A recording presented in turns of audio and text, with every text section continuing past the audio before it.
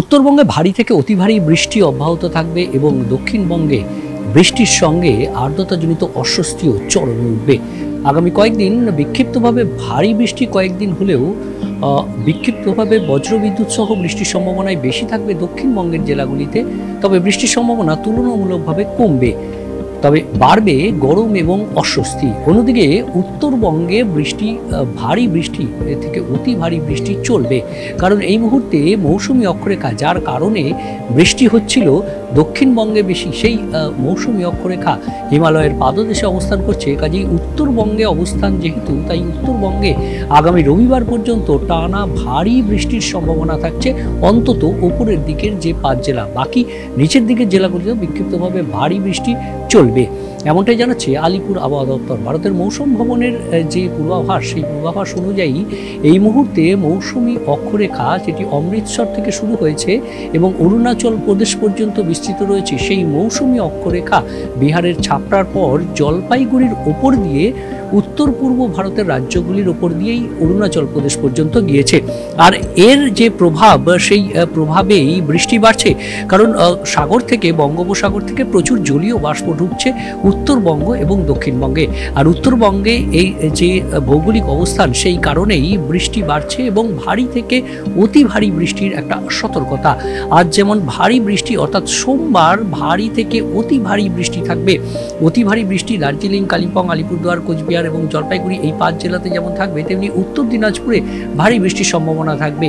মঙ্গলবারেও বিক্ষিপ্তভাবে ভারী বৃষ্টি থাকবে উত্তরবঙ্গের বেশিরভাগ জেলাতে।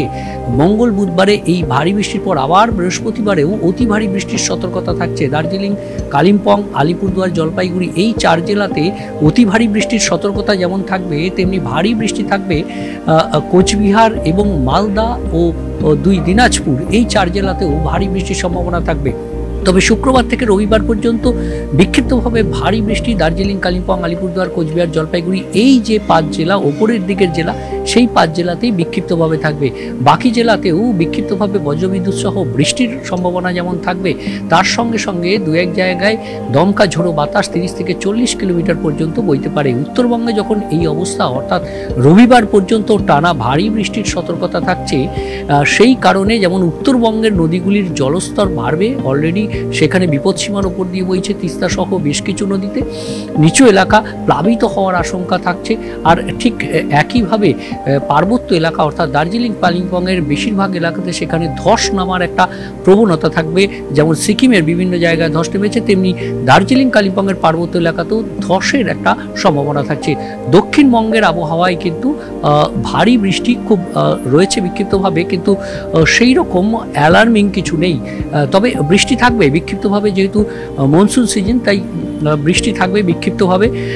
তাপমাত্রা বাড়বে, এই সপ্তাহে তাপমাত্রা বাড়বে দক্ষিণবঙ্গের বিভিন্ন জেলাতে, এবং তার সঙ্গে যেহেতু জলীয় বাষ্পের পরিমাণ অনেকটা বেশি, তাই আর্দ্রতাজনিত অস্বস্তি থাকবে। বৃষ্টি না হলে সেই আর্দ্রতাজনিত অস্বস্তি চরমে উঠবে।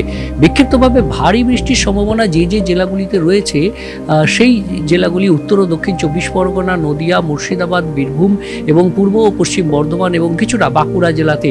আর এই ভারী বৃষ্টি হতে পারে সোমবারে, যেমন বিক্ষিপ্তভাবে ভারী বৃষ্টি হতে পারে 2-1 জেলাতে, তেমনি বেশিরভাগ জেলাতেই এই জেলাগুলির, অর্থাৎ উত্তর ও দক্ষিণ 24 পরগনা, পূর্ব ও পশ্চিম বর্ধমান, মুর্শিদাবাদ, নদিয়া, বীরভূম এবং বাঁকুড়া, এই জেলাগুলিতে বিক্ষিপ্তভাবে ভারী বৃষ্টি হতে পারে বুধ এবং বৃহস্পতিবার।